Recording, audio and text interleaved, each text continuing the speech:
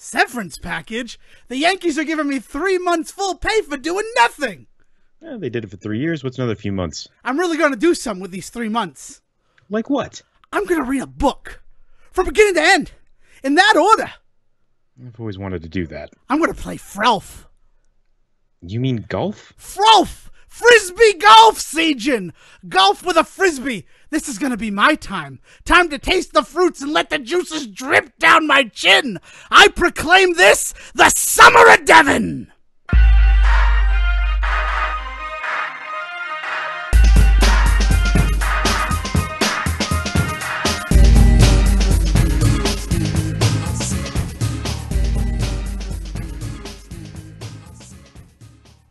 Oh man, if I could go to school for this, I'd have already done it.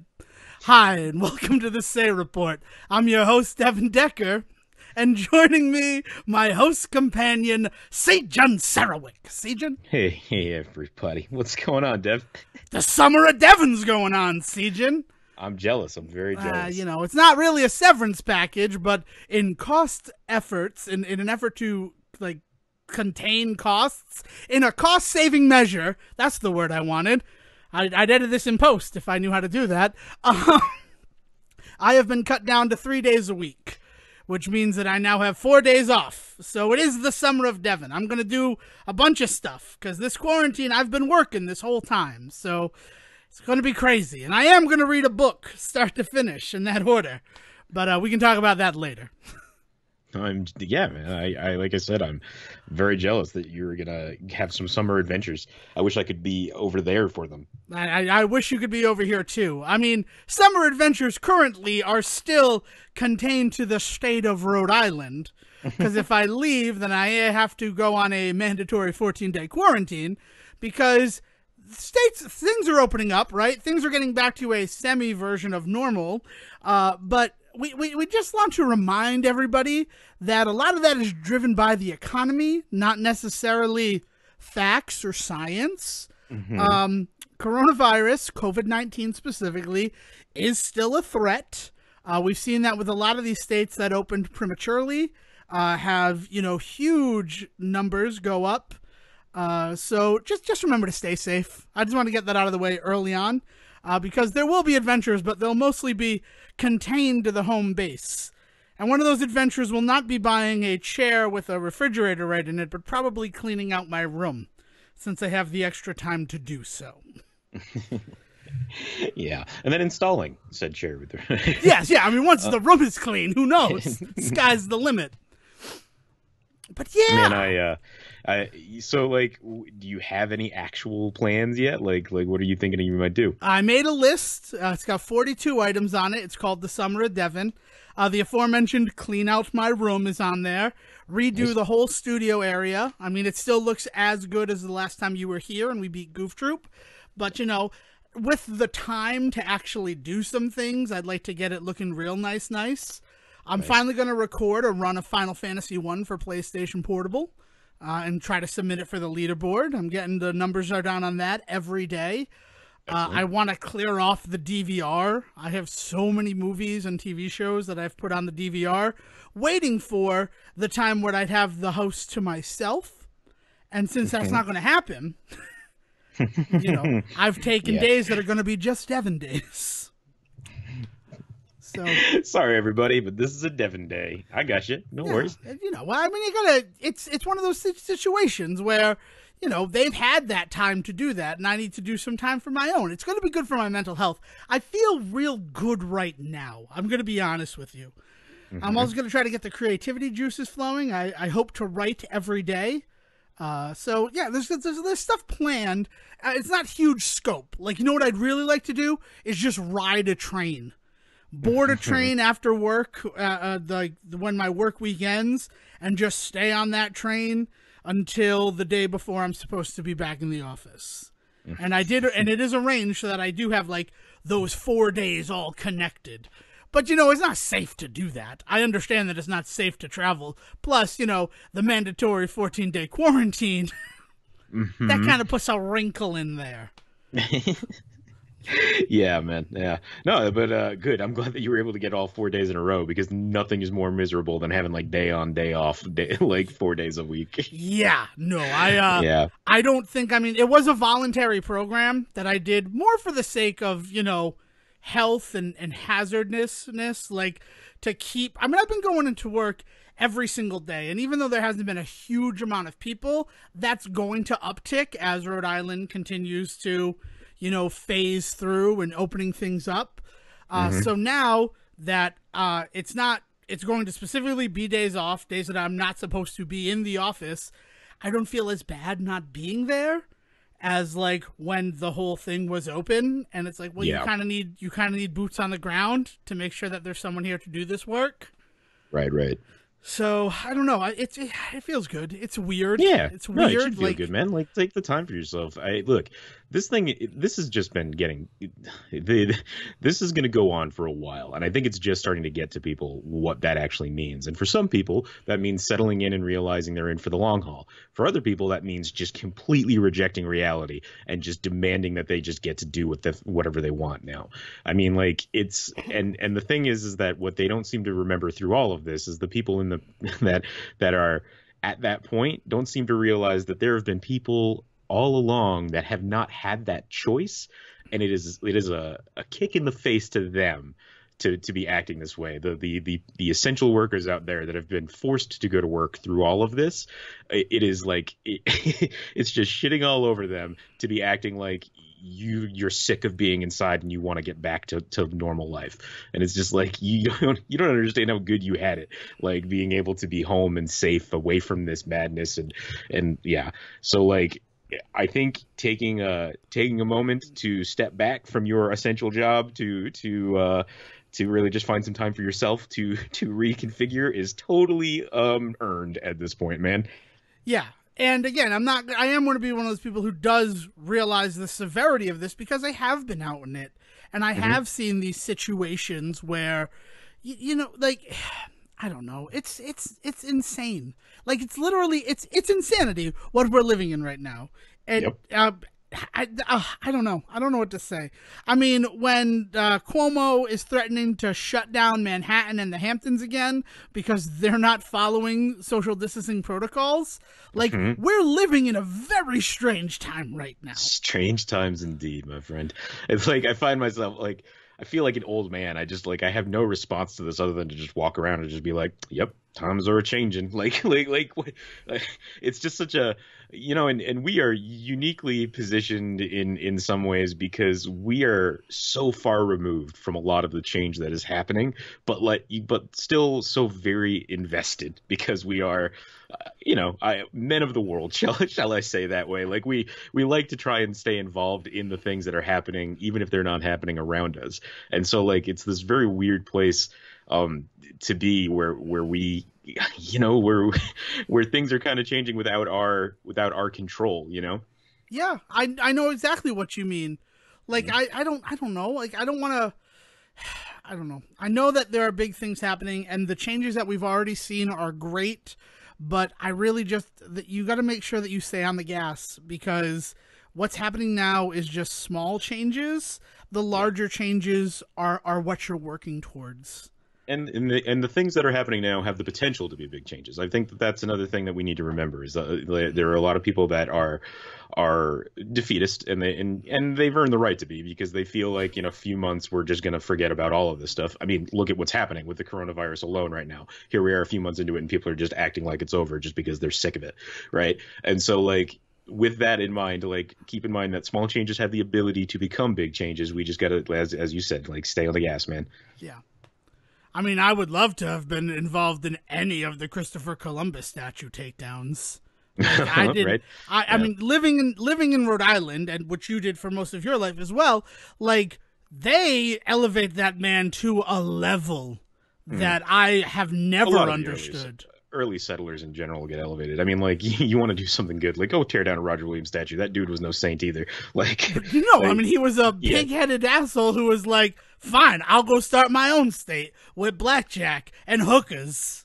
Oh yes, this uninhabited land. Well, except for all the Native Americans. Uninhabited land. There were Native Americans at Plymouth Rock, say I, Roger Williams. Oh man. Yeah, it's yeah. I there's no, there's definitely there's still more to do, and it's not over yet, and like and find what way you can help out and get involved and be part of this big change, because if you're not a part of it, you're gonna get swept up by it whether you like it or not. So be the change you want to see in the world. Yeah, inform yourself on what's going on out there. There are plenty of things. Huge, I mean huge, and I will recommend it again. I recommended it last week. What John Oliver did on the police on last Week Tonight, that was 35 minutes of just pure education for anyone. Even if you think you know what it is, it covered the topics in a way that like really framed it as to what's going on right now. You're right. And yeah, I mean, well, I mean, he always has a great way of handling this, and honestly, his entire series on coronavirus has been phenomenal. But yeah, what he specifically did, the episode on the police last week, is definitely key. There's a whole bunch of really good stuff out there, though. Other ways to educate yourself, you know, like even if you just go find a documentary, like go find something, find some way to get into this stuff, you know, and remember that you kind of every time you look at a source, even John Oliver, you got to kind of like look at the critiques that source takes, because sometimes people are getting it wrong, you know, and the good ones are coming out when they get it wrong and trying to correct what they've done wrong. Some people are doubling down on some of their ideas and beliefs right now. You know, like this is not to be like you should decide for yourself whether or not racism is good, because clearly there's a fucking line, right? Like there's a point here at which like there are inevitable truths in this conversation, but you know, make sure that you're staying on top of everything, because things are going to keep changing. Like they're not settled yet. yeah. An educated and informed opinion means that you do not just take in what is told to you. It means that you also do your own research to test the validity of what you take in, to test, you know, how other people are reacting to it. There's a lot that goes into being informed, and just take the extra step. We live in a time where we carry around supercomputers in our pocket. Yeah. The computer wore tennis shoes. The processing power that was in Kurt Russell or crazy guy whose name Kirk Cameron's head, depending on which version you grew up in, you now carry that in your pocket. You're able to carry what they had in your pocket. So to just take whatever you see at face value and to not go, it's usually just one or more or like two steps further that you have to go in order to have a more complete picture about anything you see on the internet. Yeah, you know, and part of that education process is actually kind of therapeutic. I mean, it was for me, because like part of the question is, what can I do, right? Like as an individual, as a person, as a person that's not even like a person of color, like what is my place in this conversation, right? And ally and support is clearly the answer to that, right? And so like educating yourself on just the kind of stuff that's going to matter to your community, you know, maybe going out to a protest is not possible because you live in a community that's full of immune compromised individuals, and so that's not the best way for you to go about it. But there's other things that you can do. I actually did my first bit of donating this week. I got involved in the Punisher creator stuff. Did you hear about this? I a little bit, but not as deep as I'd like. So Jerry Conway, one of the original creators of the Punisher, has been very vocal within the last actually few years about how the Punisher skull was kind of appropriated by like military and police. I didn't realize this, but apparently it really started with the dude there that Bradley Cooper played American in the movie. Sniper, yeah. Yeah, apparently it started with him like talking about how he used to paint that on the side of his guns and tanks and shit, and when they were out there, and then that kind of like blew up, and it became like this form of it became this like symbol of the military, and he hates that. Like Jerry Conway, like he's been trying really hard to go against that, and so finally it all came to a head these last couple of weeks. He actually put the call out to a bunch of artists to redesign the Punisher skull as a Black Lives Matter skull. And then has just released a ton of like, you know, merchandising stuff to go with it. As far as I can tell, has not even asked for Disney's permission to do this. He just did it. So like I've already put my money down on like a t-shirt and a mug, like I and you know, and it's because that is a community that I am a part of, where I realize I can make a difference. And if there is a community in this world that I am a part of that needs some help really kind of educating itself on racial matters, it is the comic book community, right? Like so you know, like do what you can. Yeah, and that's an interesting situation because seeing American Sniper when I saw it in the theater and seeing the Punisher logo, and you know, I'm a person who stays through the credits, and seeing that they had to secure the rights to use it in that film, which makes all of the sense in the world when you consider that the Punisher was having movies made as far back as like 12 years ago, let alone the Netflix stuff that was going out. It's very strange to me that highly litigious Disney never really had an issue with it being appropriated the way that it was and the way that it was being used by like local police forces. Yeah. No, I would argue though that there is an optics conversation to be had, and you know, like you can say what you want about that, them choosing to not deal with the optics of going after like the American military and police for that sort of thing.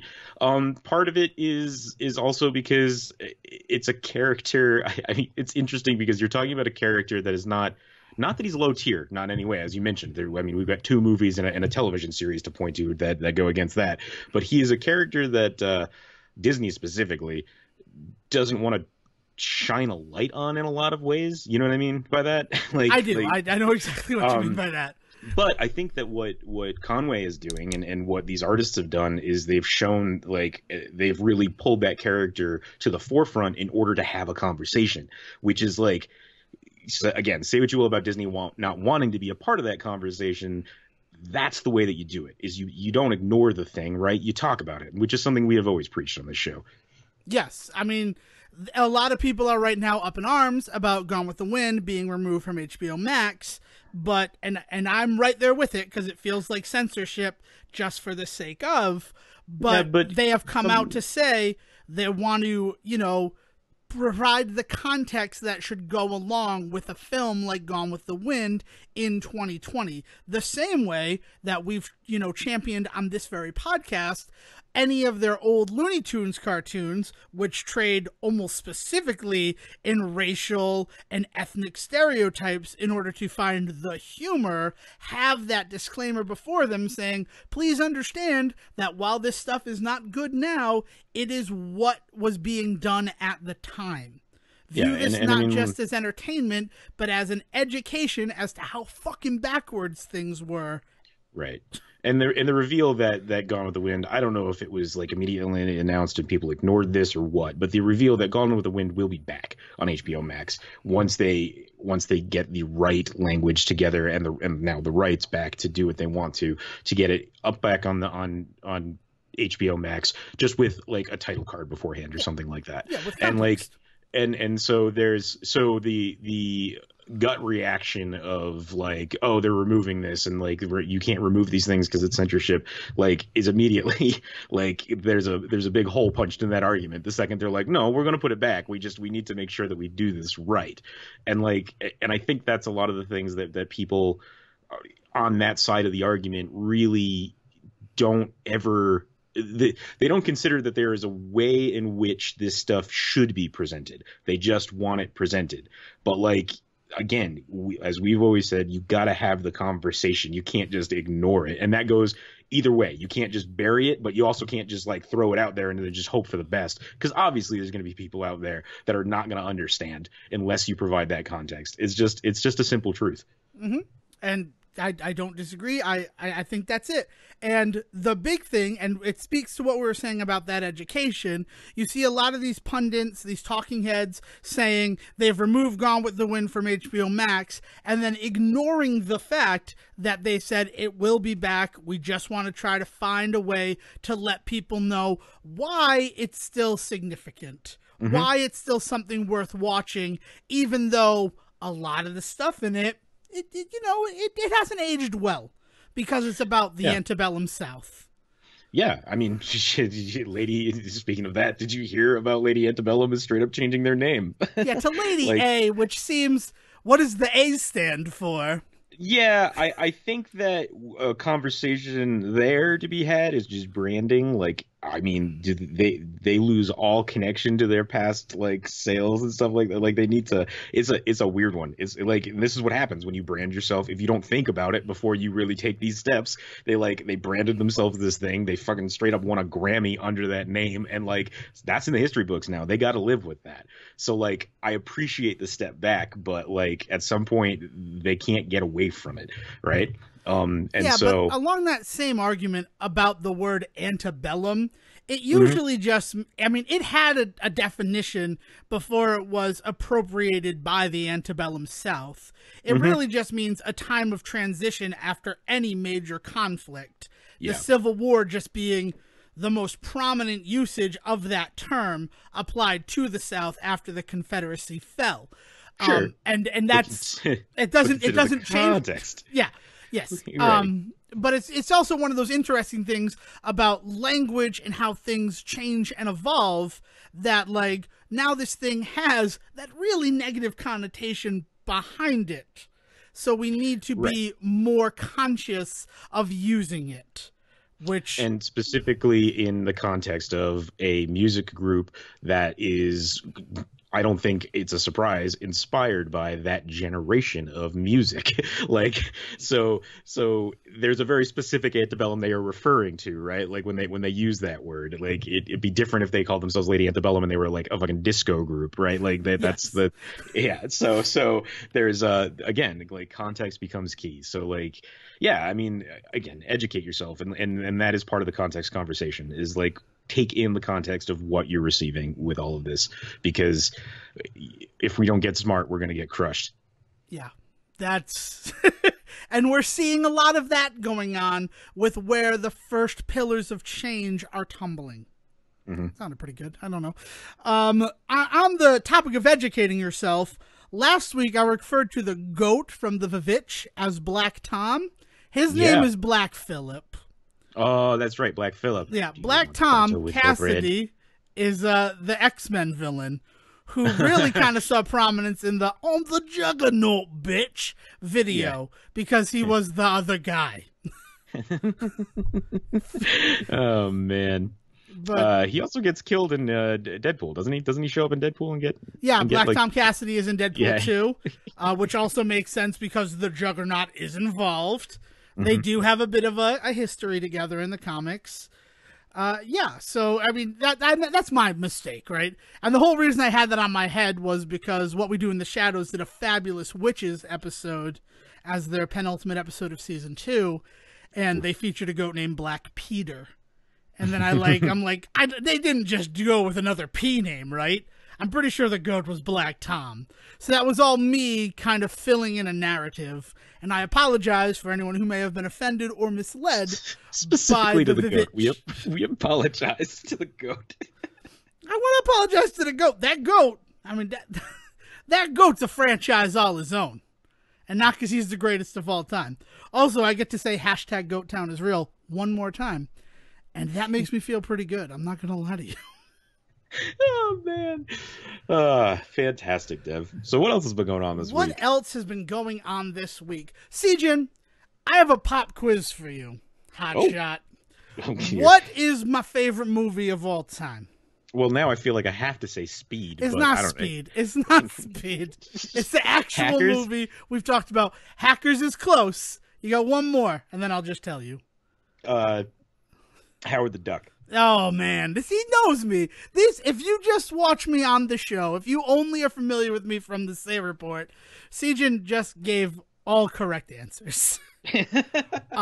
But if you know me deeper than that, which I thought Sejin did, not, I believe that he did. I think that we did this just for humor, without any prep, because that's us. My favorite movie is A Few Good Men. Mm-hmm. And that stems from the fact that when it came out, my father got a DVD, a VHS copy. What the hell was DVD in 1992? And it Laserdisc. was on all the time in our house. Like, it was just what they watched because my parents liked it so much, and by extension, I enjoyed it. Now, the second part of this pop quiz hotshot is, did A Few Good Men win Best Picture at the Oscars? Um, I'm gonna say that it didn't, but it probably won for like script. Yes, it was definitely nominated for Best Picture. It did not win. So the second part of the pop quiz, hot shot, is what movie beat A Few Good Men for Best Picture at the 1992 Academy Awards? 1992. Fuck. Was it The Bodyguard? Like, for some reason, I feel like it's something in that vein. That's a pretty Like, good guess. Way off. Maybe way off. We'll see once I reveal to you the answer. what is the answer to this question? Unforgiven. Oh, Written and okay. directed by Clint Eastwood. Yeah, one of his first big deals, right? Yeah, Wasn't his that first, like he was convinced that he would never win an Oscar, and then he just did this movie sort of on a whim, and he wins the award for it. Yeah. Now, Fantastic. I had never seen Unforgiven, not for any real reason, just like it just never came up. But we have been doing Decker family movie nights on Thursday, and my father decided that it was time for us all to watch Unforgiven. Because none of us have seen it, but we all love A Few Good Men, a film that lost to it. Okay.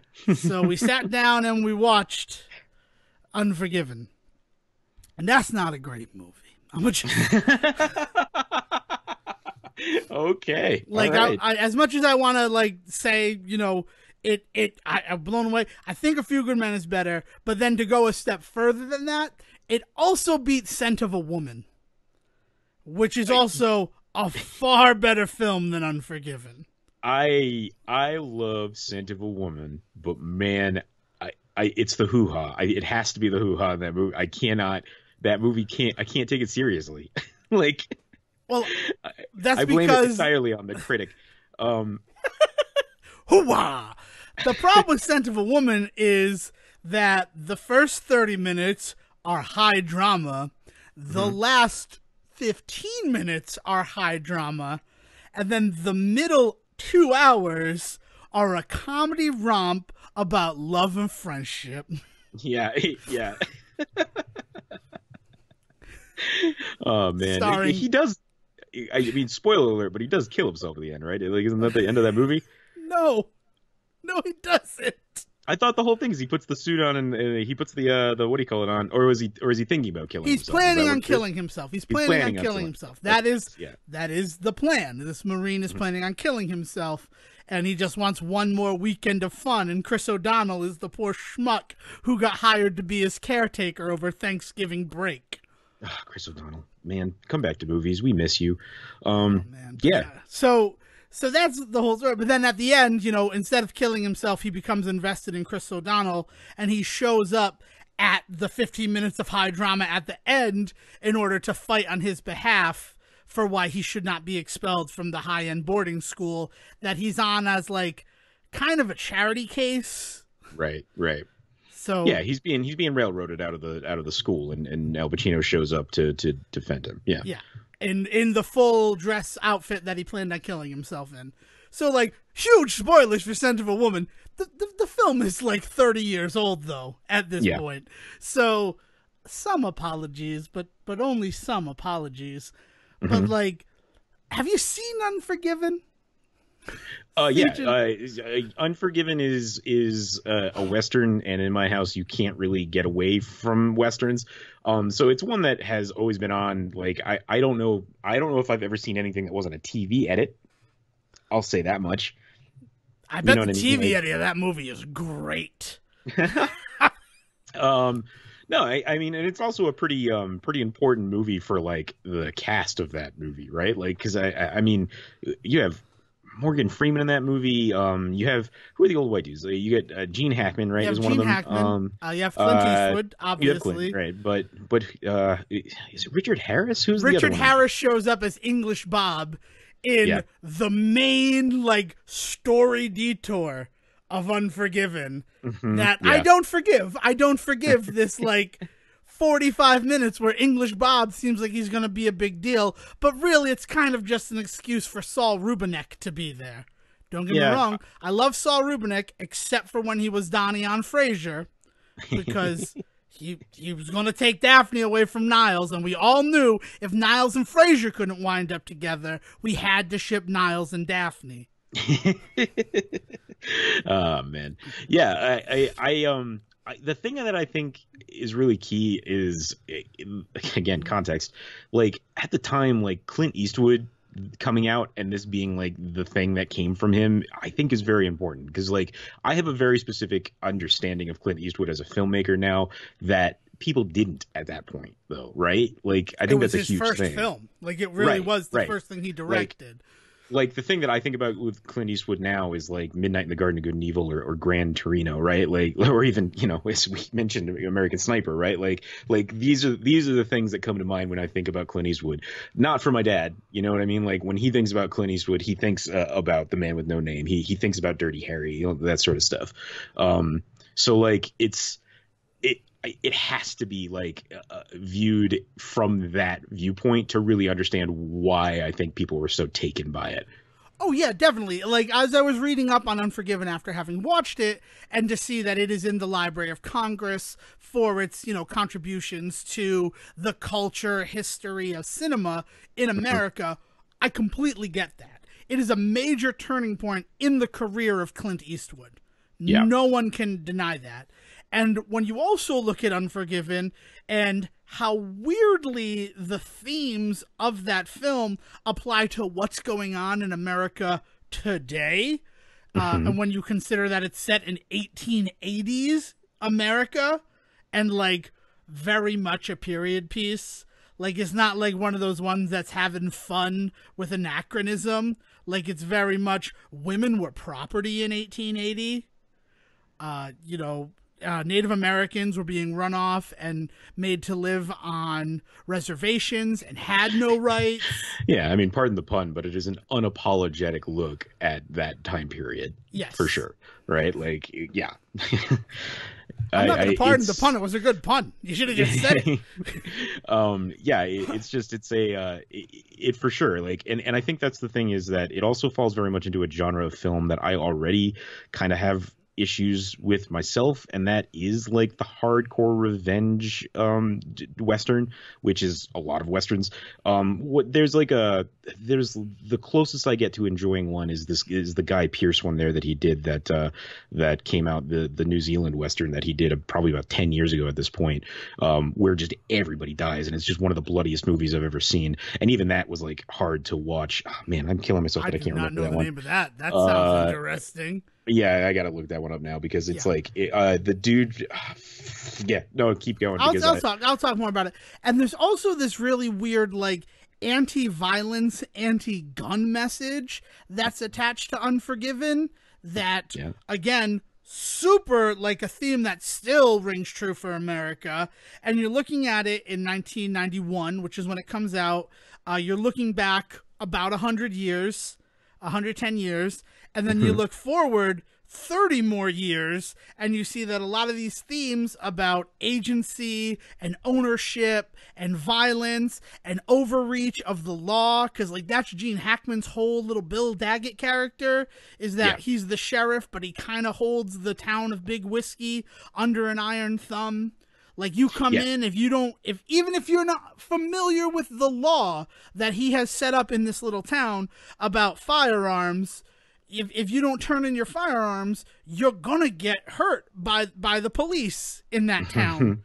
Like, it's The Proposition, by the way, and like fucking like Danny Houston and Ray Winstone, and it's a great movie, but it is hard to watch. It is probably the closest to Unforgiven in terms of like hard to watch like drama of that period.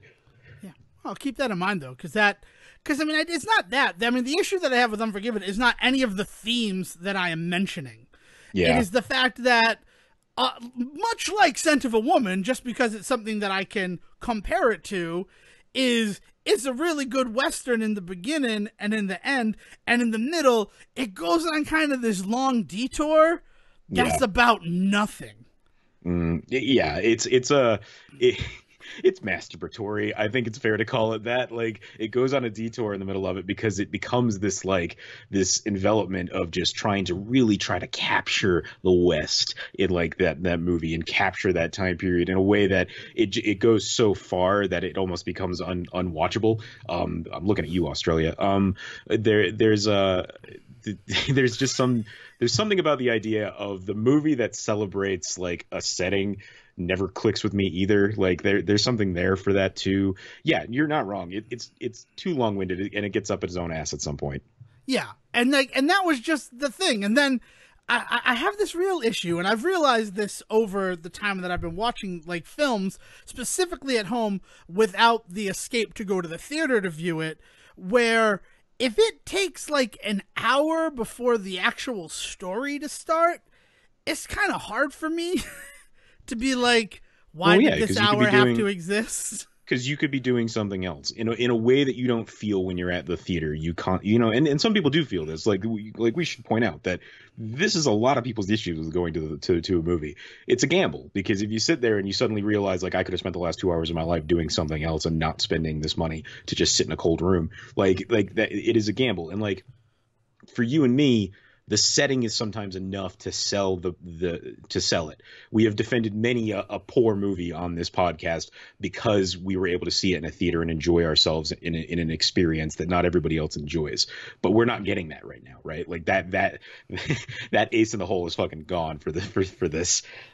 Yeah. So, I don't know. I'm just becoming aware of it. But then also something like The Deer Hunter, which is 3 hours long, and the first hour is the wedding. I feel like all of that stuff in that wedding scene is huge character development for you to understand the rest of The Deer Hunter. Yeah. Like, so, I don't know. Like, it just, none of the stuff that happened in that masturbatory hour of Unforgiven really added anything. Like, I kind of knew the players and knew the game. Giving me more with them didn't work. And I will be, like, daggummed if I can figure out why the writer is there. Why that, like, the importance of that character. What, so that his story can be told? Like, I mean, it appeals to Hollywood. Let's be honest. You have a character like that in your movie, it appeals to that part of Hollywood that likes movies about creating something. Yeah, and like, it's funny that you're saying this, because the other big long-winded Western that I really have kind of a hard time with is fucking Hateful Eight. I think it suffers from a lot of the same stuff. There's a really good like first hour of that movie and a really good last like 20 minutes of that movie, but I sat through over 3 hours of that movie. It felt like, oh yeah, more than that, because I went to one of the showings with the intermission in it, like yeah, man, I think I'm finding that I am just not a fan of the long-winded Western. I like Westerns, don't get me wrong, and like I'll take a long one if the action's nonstop. Fucking 310 to Yuma, the remake with Bale and Russell Crowe and Ben also Foster. Ben Foster erupting back on the scene. Yeah. Like that is one that I will watch over and in the remake of True Grit. Like I feel like there's a lot going on in that, but it does have that moment where it kind of wanders off for a bit in the second act. Maybe that's just part of the formula, Yeah, I suppose that could be it. I mean, Hateful Eight is definitely another one that came up in the discussion after watching Unforgiven, and I absolutely love that film. I saw that film, much like you, at a roadshow performance with the intermission and the whole interlude opening. And then I had the opportunity, after seeing Point Break a second time, and this is 2015 Point Break, the Point Break that nobody remembers. I had the opportunity to see another showing of Hateful Eight, and I'm like, I'd really like to see what the difference is between the roadshow version and the version that was just released. And, I willfully sat down to watch that 3-hour film again. And like you just said, maybe the fact that it was in a theater gave it some more, like, shit that I could get invested in. But that is a film that the length, I still want to watch the like 5-hour version that's out on Netflix right now. And I'm going to add that to the Summer of Devon list. Yeah. Because good luck with that one, because I don't think I can go with you on that journey. Well, it's broken into episodes, so that's a nice thing about it. I don't think I would sit and just watch it like that. I'd probably do like an episode a night. But yeah, I don't know. And like, I'm happy with what I did with that movie. Like my experience with that movie is good. And in fact, I think one of the big reasons why I'm not rushing out to go and watch any more of it is because I don't want to like taint the experience that I did have of that film, because for what it was, I enjoyed my time with it. But like, I don't have to go back to it again for that, you know. And then like, I think I feel kind of the same way about Unforgiven. For what I remember about that movie, like I remember good parts of that film. I remember seeing it on in bits and pieces while I was like, you know, cooking dinner and stuff like that. Like if it was either Unforgiven or golf on some days, you know, and like that type of thing. And so like, I don't have any desire to go watch it because like I don't need to go back and like explore that film, and you know. Yeah. And actually, talking about tainting the experience, I saw Birds of Prey 6 times in the theater, and I loved every single viewing of it. We got the Blu-ray, we watched it at home, and it did not connect with me at home. So if you do have good memories, probably best to keep them in a Ziploc bag and keep them in your pocket. That was a lit reference. Oh man, yeah. So that's I can't believe that we have gone this long into this episode and not talked about PlayStation. I know. I honestly kind of thought that that's what we were going to talk about this episode. Mm-hmm. But no, I mean, we're going to follow the ebb and flow of the natural order of our conversation and the philosophy therein. But yeah, let's talk about some PlayStation, because we finally know what the PS5 looks like. Yeah, and some of the things that are coming. I wish we had a price. I wish that was something else that we could talk about, because I right now don't know where my line is. I don't know where too expensive is for me with the PlayStation 5. You know, when the PlayStation 4 was coming out and they were announcing that it was originally going to be like $600 when it first started, $650 or something like that. Like that was too much for me, right? But I think now if you came out and told me that the PlayStation 5 was going to be a $600 console, I'd be okay with that. I don't know. I honestly don't know. But like with everything that I've seen so far, I think that's one of the last few pieces of information I need before I can really make like a judgment call on the thing. But I'm super pleased with what happened last week. Yeah, I see your desire for a price and raise you. I wish it were available to pre-order right now. Because I would pre-order it based on what they showed us, Demon's Souls remake alone. Yeah. Shut up and take my money. Man, they had me with fucking Ratchet and Clank. I mean, like, you know, we were talking like Sackboy getting his own game. Like, they're making some really intelligent moves. I think having a Souls at the ready with this new one is definitely a smart move.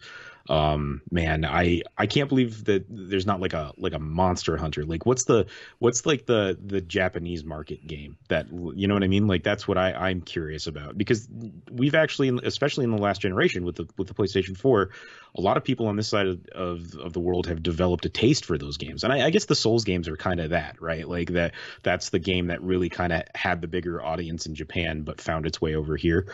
And I'm just curious what that's going to be. Like what's the killer app, I guess, for Japan for the PlayStation 5? That's a good question. I mean, I also kind of wonder, like, that reveal event was very targeted towards the American audience. For sure. Yep. I feel like only one of the developers, maybe two at the most, didn't present in English, which was very telling to me, because usually at these Sony events, when they're like talking to everybody, when it's at E3 and it's a bigger stage, you see more of these people who are being translated as opposed to people who can actually just speak to the viewer. I think that was a very conscious decision on the part of Sony, and I think that that's it. Because I mean, Tokyo Game Show, that already happened, but you know they're going to spread out that information as it gets closer to release, the games that are specifically for them. But there's that other one, I can't think of the name of it right now. Is it just Ghosts of Tokyo or Ghostfire Tokyo? Where like they've just completely recreated the city of Tokyo in a game engine, and you're following stuff like that right there. Kind of seems like the killer app for Japan, and they didn't have a lot of focus on it over here in America because they're not really making that and presenting that for us. They're making it for that. No. Yeah, yeah. I think like I think some of the artsier games might do really well across the board, you know, this side and that side of the world. Like Stray and Jet looked really rad, and looks like they're gonna get like a what's the word I'm looking for? Niche audience, but it's going to be very spread out. I think that it's going to find a niche audience all over the place. I think that's one of the biggest things that really kind of excited me the most about this, is that as much as you're right, it was very geared towards a Western audience. It did feel like what they're doing is some of the widest range of genre and art style and storytelling that I think a release window has ever had for a PlayStation. Like, you know what I mean? Like, it's not just shooters and good CG like a Naughty Dog game. You know what I mean? Like there is like weird shit that's going to be on this day one, and that's one of the things that I just love about my PlayStation, is the amount of weird shit I can get into on it. Yeah, it's one of those situations where Nintendo and their launch of the Switch and that first year where every month had a first party release, Yeah. that has changed how the first year of a console is going to be approached. Maybe not going forward forever, but definitely in this next generation. We've seen that you succeed if you're providing content to back up your console. So I think that's... And it helps you weather the next 2 years when you don't have shit to put on it. Exactly. And that's 100% what Sony presented.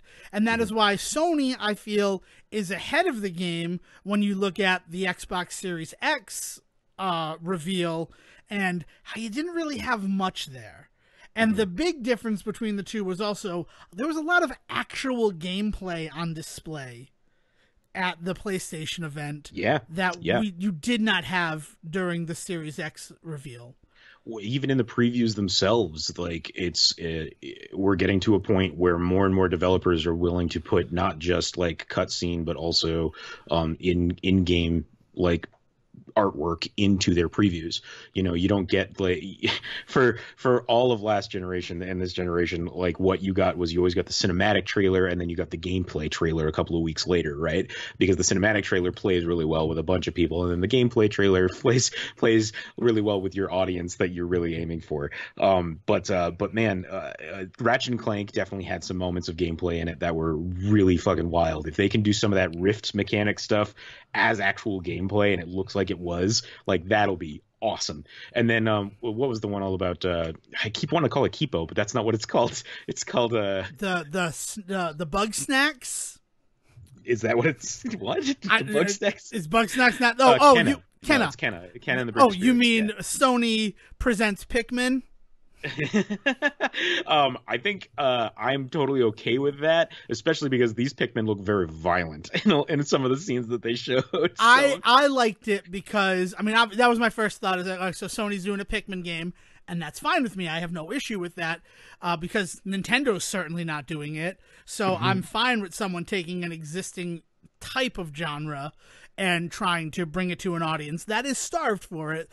But the big change in Kenna is that the Olimar, who is in this, the titular Kenna, is also contributing to the battle. Yes. It's not just throwing, whatever those little black monster things are and hoping that they can destroy the thing. She's sitting there doing melee attacks for stuff that might get close to her, or also casting magical spells on things. So it looked far more engaging than what Pikmin has ever been for me. Yeah. Where it's I'm just going to throw these guys at it, and, the ones that survive, and the ones that don't, we can always grow more. Mm-hmm. Yeah, and then even some of the later previews that came out afterwards, because correct me if I'm wrong, Village was not there, right? Village was post the PlayStation event release. No, Village was part of the event. Village was there. Yeah. Well, straight up, like, there's definitely shots in that are straight up gameplay moments and like indistinguishable from and they kind of have to be with the way that Seven, the way that game works. Yeah. Yeah, and beautifully, like, so it's just wild. Like it really kind of it took everything about the PlayStation 4 and stepped it up a notch in a way that I feel like Xbox didn't succeed in proving that their system's going to do, because, and this is something that Microsoft kind of always ends up fucking cannibalizing themselves a little bit, is because they always are willing to do that incremental raise in their technology, in their systems, in their software. And so like when it comes time for a next big leap, a next big jump, like they straight up had to skip 9 in the Windows numbering because they basically had created Windows 9 within Windows 8. Like, and so when it came time to do a big leap, they were like, but it's like, so the Xbox release, they've got 3 systems between the Xbone and this thing. So like, it doesn't feel like a big jump because their last thing that came out was already pretty far advanced, you know? And it's not to say that that's a bad thing. Like they've still got a super friggin' powerful system. It just didn't feel that good when they came out with the information that they had, you know? Yeah. And to go back to the question that you asked, the initial question of the cost, I feel like the only thing that we're waiting on is for one of them to reveal the cost of their system. I think that's the reason why we still don't have that information. Yeah. Because Sony... A game of chicken. Yes, it's a huge game of chicken. Because if Sony reveals that their system is $600, which is what a lot of people are looking at as like a possibility for the cost of that system, then Microsoft will lose money at the front end in order to sell systems at $400. And that's not like, that's going to be it. I mean, that's the reason why the Xbox 360 won that particular generation. Yeah, despite all of its issues, the Xbox 360 still came out ahead because at the end of the day, if it red ringed, you could still buy another one, and at that point, you were only just meeting the cost of a PlayStation 3. Right. And that's the thing. So I don't know. I remember PlayStation 4. You said 600. I never really remember hearing it get that high. I think 500 was the highest I ever heard it top out. And even then, I think it released at 450. Because they wanted to be competitively priced. Plus, you know, Xbone really screwed themselves by including the Kinect, and like the price is higher because of that. Right. Like that was a mistake. That was a way to lose, because if it was 400 for the Xbone and 450 for the PlayStation 4, plus PlayStation 4 in its opening had killer apps to show off, like that's negligible. But when the PS3 came out and it was a $600 console day one, and then you could get an Xbox 360 for I think $350, like it was a no-brainer why people bought that. And that's why we saw Microsoft Live become, you know, a pay service so early, so that they could recoup those funds that they were losing on the front end by having subscribers. Yeah, and the thing is like hardware has always been the thing you lose money on. Software is the thing that you gain it back on, right? Like that's not new. It's just how big of a hit is the company willing to take. And like the thing is that like PlayStation it's weird. Like, are they in a position to take a really big hit just to get this thing in people's hands? I don't know, because like as much as we like hold them up and they are one of the 3 tentpoles of the gaming console, you know, universe, like we constantly hear that they're struggling to like to basically justify their existence in the world to a lot of people in as far as businesses go, you know.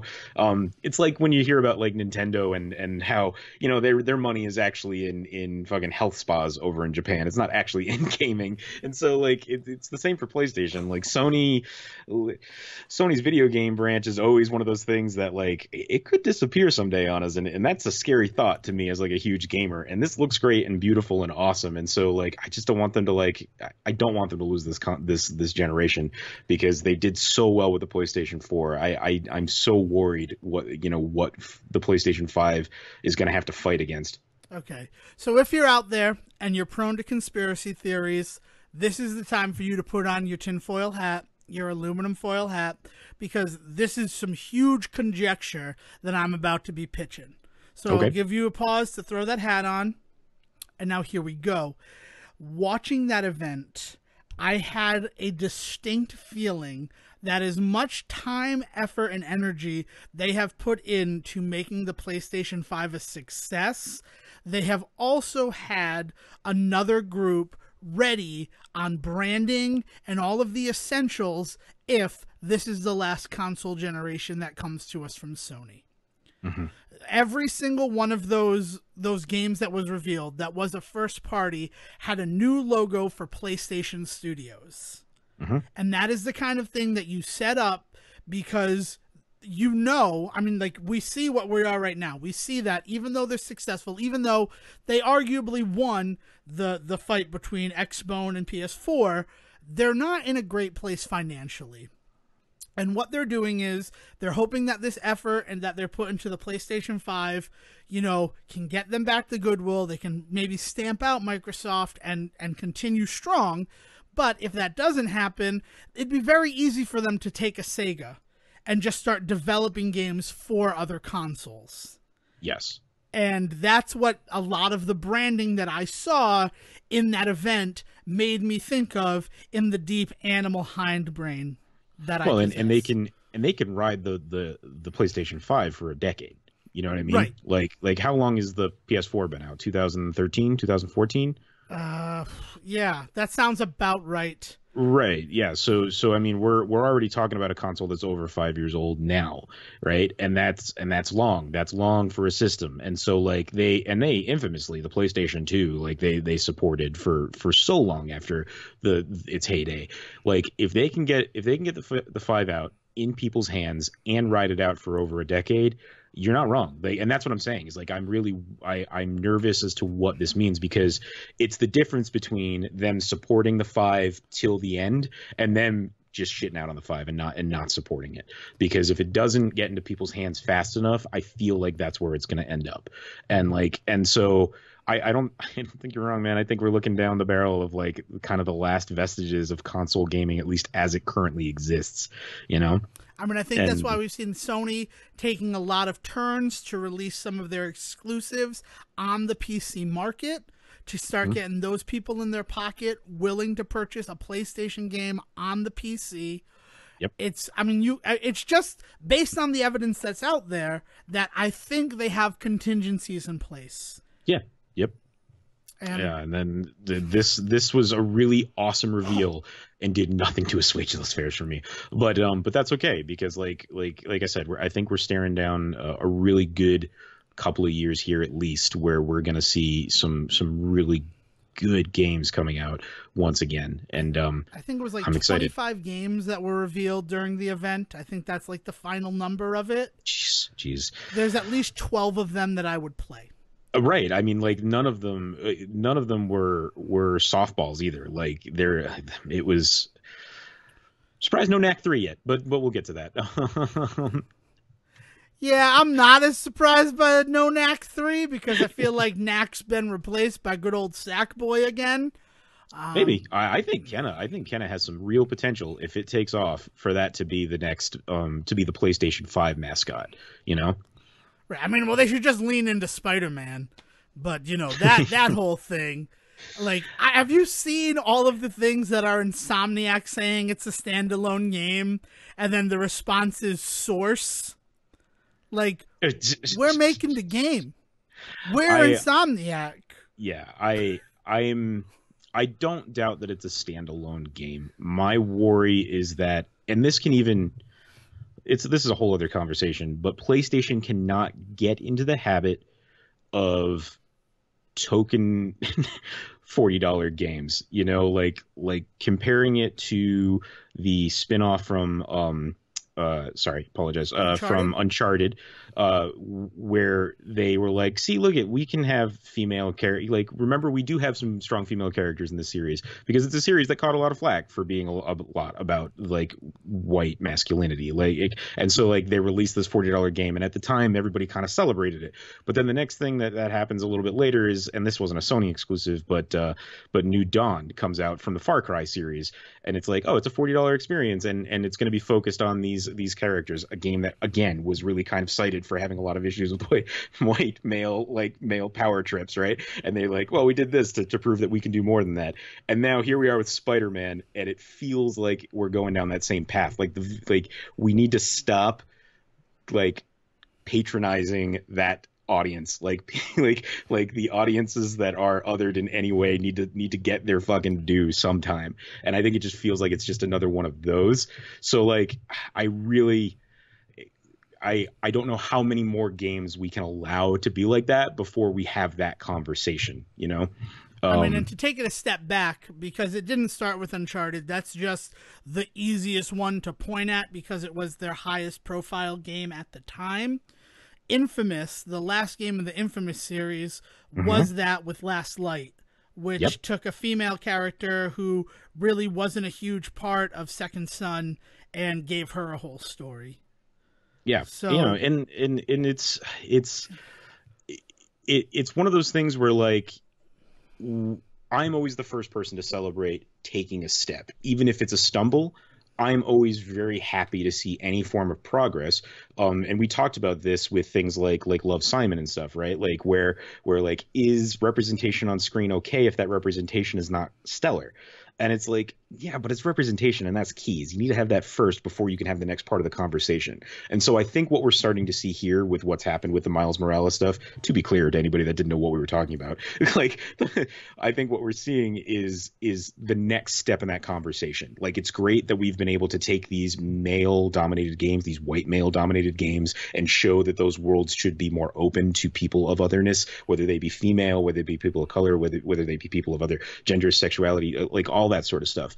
It's good that we've been able to do that, but now we need to get out of this mode and get more into like, hey, let's have some like full length, full priced, like heavy duty experiences with these people now. Like Miles Morales deserves a fucking like a game just as good as Peter Parker's was. Right. But I will say this, if we're talking about steps, Miles Morales is a character that you play as and who is deeply connected to the story in that first Spider-Man game. So it feels like a natural progression to play as him. Not just because he is also a Spider-Man, and he is, at this time, the most successful Spider-Man if we look at Into the Spider-Verse and what it represented. But it is one of those situations where you're not wrong. It does feel a little pandery for that to be like a $40 game that highlights this character. But it is one of those situations where it's not like he was in the background just sort of existing. You played as him in that game, so it feels like a natural progression. And what makes me happy about giving him a full game, as opposed to, you know, maybe alternating between him and Peter in a Spider-Man 2 proper on the PS5, is I really want to see a game just through Miles' eyes. Like, I don't want to see that time spread out.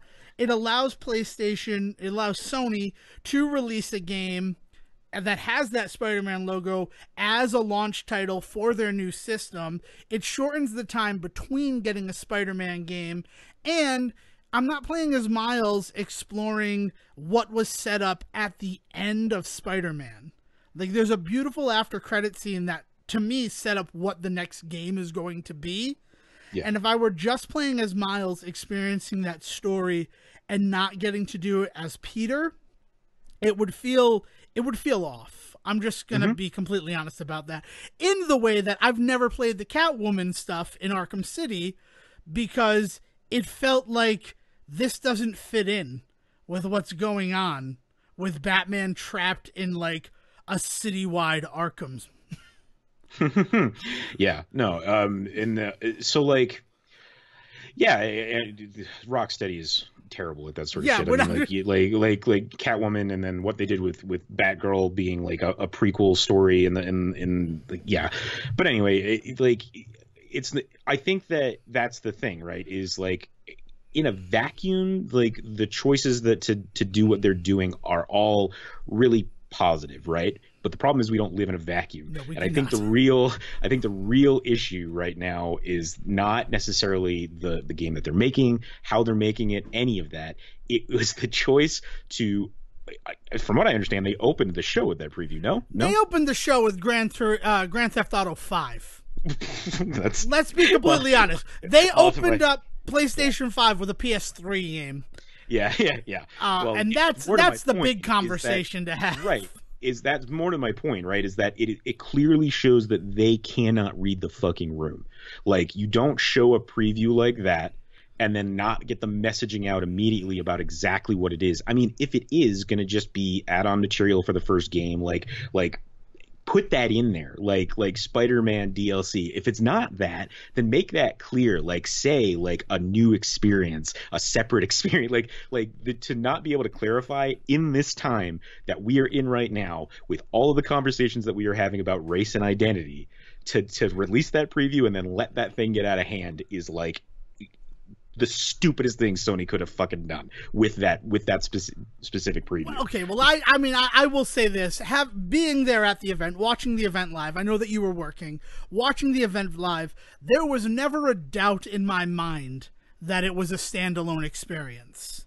I thought it was going to be the true sequel to Spider-Man. That's how they presented it. But that's just it, is everybody did. And I did too when I saw the preview later. The problem is when the conversation comes out later that might not be the case, to not put the fucking squash on that immediately. But I feel like when Insomniac is going out and putting the squash on it, and then people are saying, yeah, but IGN said, what puts IGN in a better place than the creator of the game?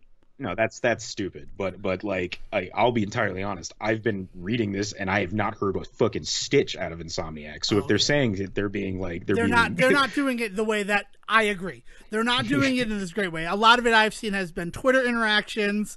It has been people who are working on the game saying, you know, please stop saying that this is just DLC. I can tell you it's a standalone game.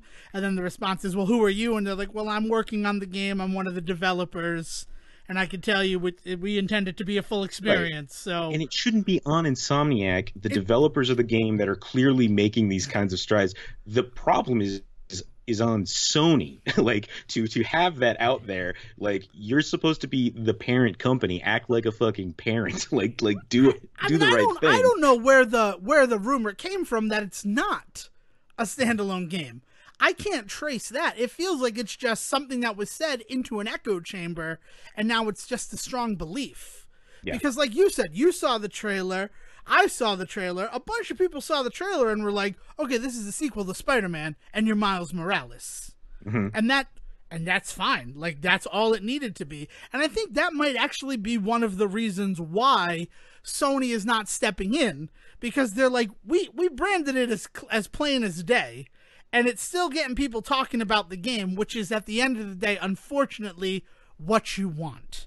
I bet if you search Spider-Man Miles Morales right now on any of your social media stuff, it's still going to be up there in topics that are being talked about, which is a whole other thing about, like, actual important things are happening in this world, and people are choosing instead to tuck their heads in and fight about whether or not a video game is a sequel or a spin-off or DLC. Like, that's a whole other issue about what we're talking about. But it's one of those things where it keeps it in the conversation. And you know what they say, there's no such thing as bad publicity. Yeah, for sure. Well, and like I said, like to that, like, credit where credit's due, because if it is a standalone game, like, how fucking awesome is this? We're talking about a premier game on the PlayStation 5 being a Spider-Man game, but it gets to be a Miles Morales game. At which point, like, then we're talking about something that we should celebrate. And I think that's the other reason why people are feeling really cautious, is because you're totally right to point out that, like, I can't identify where these rumors came from. I just know that it's something that is in the water right now. So people to be cautious about that, like, it just, we're at a time of change, and everybody's got to be careful, and everybody's got to walk on eggshells, and that goes for the big companies, and that also goes for the little guy on Twitter. Like we need to be just very careful about how we go about things. You know, I think the hardest part about that for people like me is that people of color, people that have been othered in any way, have had to spend their whole lives walking on eggshells, and I just don't have to do that on a regular basis. And so, like, now we're all feeling it, and the people out there that feel like, oh, this is shitty that the world is this way, it makes me feel this way, that I have to act this way, like, they're not picking up on the fact that this is the way that these people have felt their entire fucking lives. So like suffer a little bit. Like, I'm sorry, like, I don't want you to suffer. I want all of this to be ended as quickly as possible, but I want to come out on the end of this with nobody suffering in this way. So if it means that right now we all have to kind of feel this for a bit to get it, then so be it. I agree with that. I definitely agree with that. A little bit of uncomfortability now for like decades of peace and civility would be wonderful. Yeah. And that's and I mean that's the goal, right? That's the goal. All right. So you brought up something interesting. It's going to kind of be what closes this out. You mentioned Love, Simon, and it's talk about it starts representation in major film, but you know, maybe it's just the step. Maybe there should be a bit more. And premiering this Friday on Hulu, specifically on Hulu because it's not family friendly enough for Disney Plus, is the follow-up series to Love, Simon, which is called Love, Victor. Now, if you're a longtime listener of the Stay Report, or even if you've just started this year, you'll be reminded that there was another series that started as a book, became a motion picture, and then got a Hulu series. That's called High Fidelity. Yes. And like I said, I was weirdly connected to that bit of fiction. So I felt compelled to do my research and to present it here on the Say Report. And, you know, I admittedly, I didn't like Love, Simon. I didn't think it was a great film. I thought that it had a lot of missteps, mostly in how the character was portrayed. He wasn't very likable. He was a bit of a jerk ass. And that's just my opinion of it. But after seeing the trailer for Love, Victor, I had the old inspiration bug hit. That same bug that smacked me across the face when I found out High Fidelity was going to get a series. This is good content. That's like that moment where it starts bubbling inside you, like, this is some good podcasting material. Not just that. It's like when I feel that rumble in my tumble, being like, oh man, maybe this deserves a second look from me. Maybe I should go as deep as I went on something else. And I mean, I admittedly, I came out the other side of High Fidelity feeling a different sort of way about it. I really enjoy the show, but, you know, the big thing is I still listen to the Broadway performance, the 18-run show that was a miserable failure. I listen to songs from that almost weekly, so we can talk about that. So what we're doing on the Say Report, and I don't know if Stephen is joining me or not yet. That's going to be a surprise. I have in my hand, it arrived today, the novel that Love, Simon is based on, Simon versus the Homo Sapiens Agenda by Becky Albertalli. I'm going to read this book, a book that I've never read before. I'm going to rewatch the movie, and I intend to watch the entire Love, Victor series before our next episode, where we will dive deeper into this. Okay, man. Hey, yeah. No, I'm excited to do this. I have even less connection with this than I did with the High Fidelity stuff. Anybody that listened to that episode. So like I am really diving in without any real like knowledge or experience here on this. But I should say that I don't think that you're alone in feeling like Love, Simon was maybe not the best step for a lot of representation on screen that we wanted it to be. I think this is going to be something really interesting to talk about, because from what I gather, and again, this is from somebody that is very out of the loop on this particular subject, but it seems like Love, Victor is very much aiming to maybe correct some of the sins of Love, Simon, both the book and the movie. I don't know. Do you know much about the series before you watch it? I mean, the only thing that I know, and the thing that really kind of said, well, I feel like I need to watch it now, is that Simon of Love, Simon is a character. He is someone that, like, face-to-face interacts with Victor. And, you know, Victor is also a person of color. Like, they've added some other layers to it that I'm very interested in.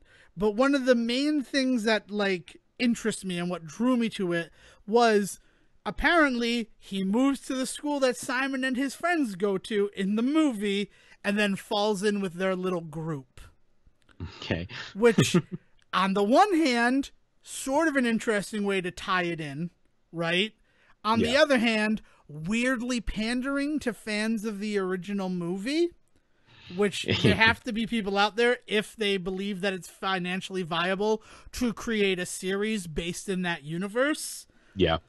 It would kind of be like if John Cusack owned the record store that Zoe Kravitz worked in the High Fidelity TV series. and was like there all the time, not just like showed up for a scene as like a one-off like cameo, like was part of the cast of that show.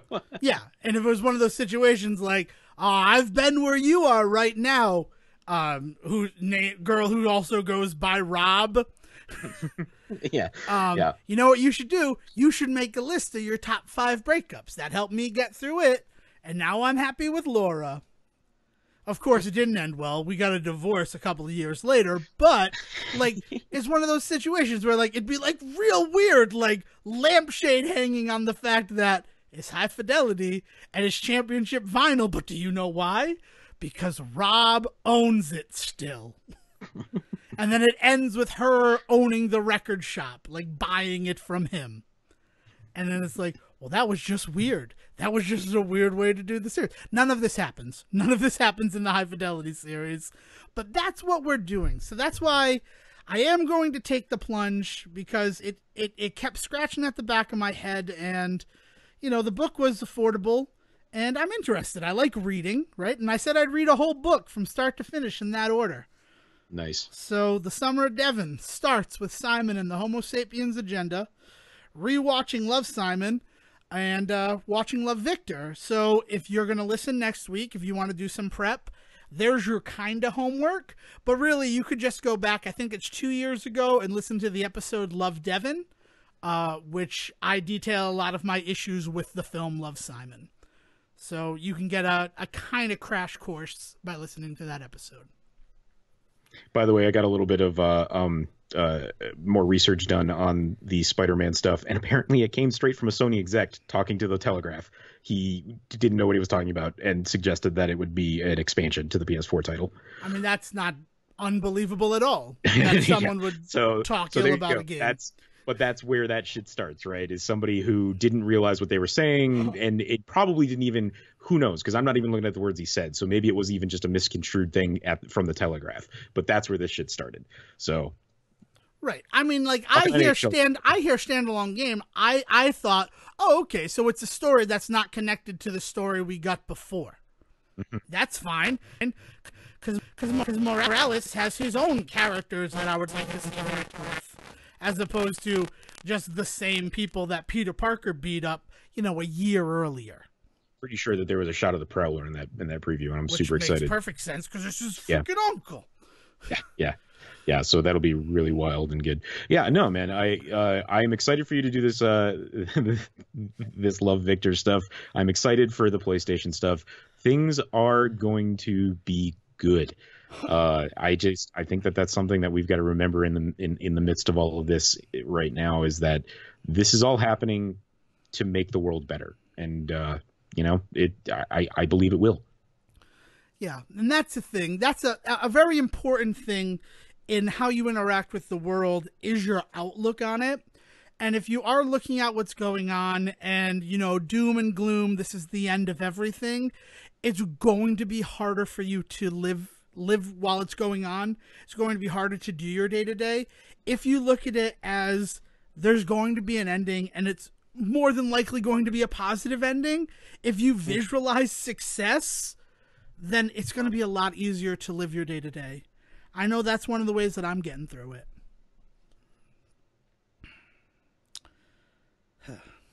All right. Sorry. New Bill and Ted trailer. Check it out. I'm excited. Yep. I am actually very excited, yes. Yeah. Especially because it looks like they're dealing with dimensional travel, which is pretty rad, because like in the first one they go back in time, and the second one they go forward in time, and this time they'll go sideways in time.